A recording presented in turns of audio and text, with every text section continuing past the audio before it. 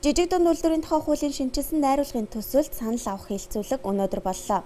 Уг хэлэлцүүлгийг Хүнс хөдөө аж ахуй, хөнгөн үйлдвэрийн яам, Европын сэргээн босголт хөгжлийн банк хамтран зохион байгуулж, нийслэл болон орон нутагт жижиг дунд үйлдвэрлэл эрхэлж байгаа иргэдийн төлөөлөл санал шүүмжийг сонслоо.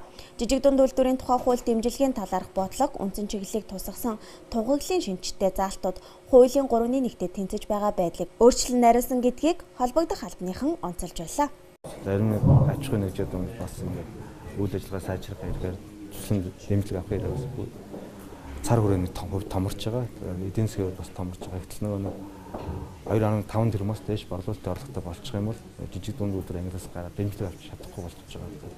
Энэ үүднээс бас энэ 2.5-ыг өшөө дээшээ болгох ийм асуудлууд яригдчихэж байгаа.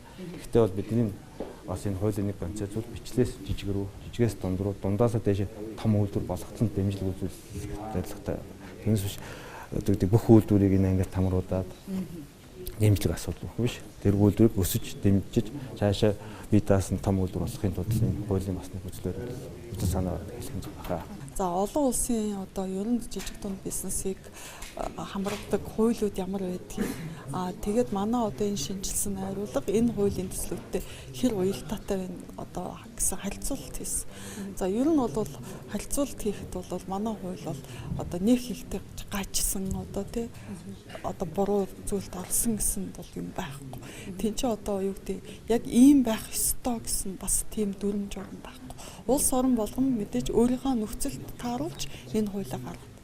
За хуульд хамгийн хүндрэлтэй асуудал юу вэ гэхээр жижиг дундын тодорхойлолт. Энэ л хамгийн хэцүү байдаг.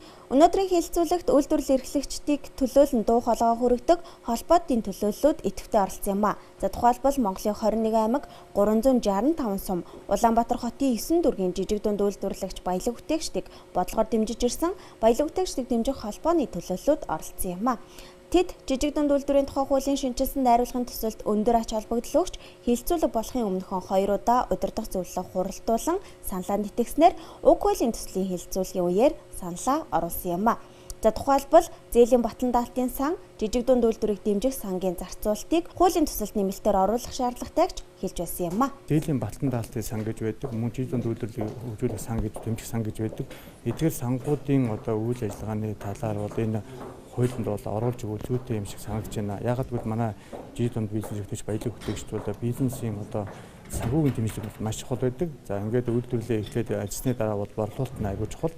Тэгэхээр энэ хуулийн ач холбогдол нь бол эцсийн дүндээ бол гадаад затварын зах зээл дээр жижиг дунд үйлдвэрлэгчдийн нэр хүнд борлуулалтыг өсгөх нь маш чухал ач холбогдол хууль байх ёстой гэж бодож байгаа. Борлуулалтын орлого нь дунд үйлдвэрлэгчид таарчаад байдаг. Гэтэл хүний доогороо жижиг үйлдвэрлэгч болцоод байдаг.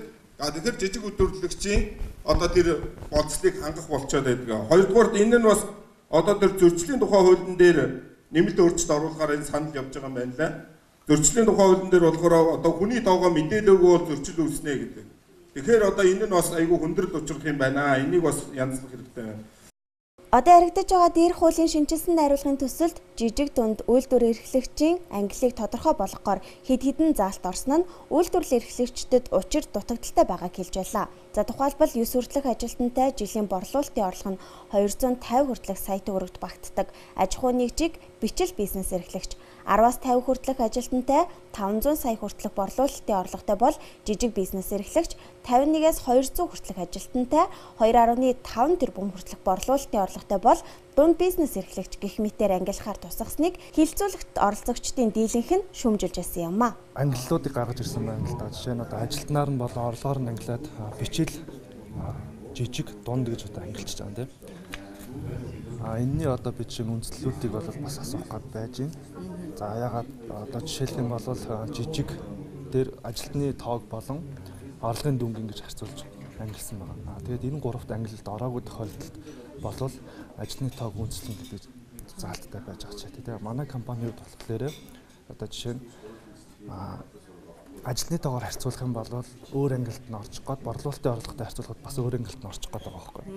Тэгэхээр энэ тохиолдолд бас яах юм ба яагаад заавал ажилтныг голлож авч үзэж байгаа үндэслэл нь юу юм бэ гэдэг жишээл асуултыг тавихыг зорж байна. Хөнгөлтэй зээлүүдээс гадна ер нь жижиг дунд бизнес эрхлэхэд бид нар бүгд л одоо түүхий материал бүх юмаа ерөнхийдөө гаднаас авдаг тий. Тэгэхээр яг валютын хааншид нар бас одоо жижиг гэлтгүй ер нь хөнгөлөлттэй, хилцэлтэй ч гэдэг юм уу тиймэрхүү гээр байвал их зүгээр идэг. Зээлийн сан байгаа. Сангийн хуулийн дээр бол энэ төрийн бас байгуу хуулинд бол энэ сан зээл болгохдоо за энэ замбрааг болгоод зээл нь олддоггүй өчнөө олон гомдол байдаг.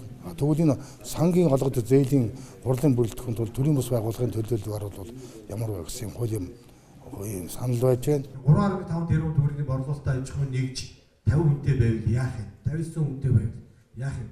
Нөгөө аж ахуйн нэгжийн одоо орлогын дотроос гадна яг нэг хувиа болиё л доо. Тэр одоо татварын ерөнхий газрын буцаа авалтаар орныг тооцсон. Импортоор бараа бүтээгдэхүүн оруулж ирэх, тоног төхөөрөмж оруулж ирэхэд нөгөө хөнгөлөлт чөлөөлт идэхээргүй ийм байдал үүсэж байна. Тэгэхээр энэ тоонуудаа эргэж харж үзээч. Бид нар төрийн ордонд бас яг энэ асуудлаар ярьжсэн шүү дээ. Яг энэ чигээр ороод ирсэн байх юм. Тэгээд ерөөсөө энэ аж ахуйн нэгжүүдийг томруулах, өсгөх энэ бодлого энэ хууль дээр ерөөсөө алга байна. Жижиг дунд үйлдвэрийг бүсчлэн хөгжүүлэх, жижиг дунд үйлдвэрийн салбарын бодлогыг хэрэгжүүлэх бүтэц зохион байгуулалт уялдаа холбоог сайжруулах зэрэгт бизнес эрхлэгчдээс гарсан бодиттой саналуудыг хуулийн шинжилсэн найруулгын төсөлд тусгахаа уг хуулийн төсөл дээр ажиллаж байгаа холбогдох албаныхан онцолж байсан юм а.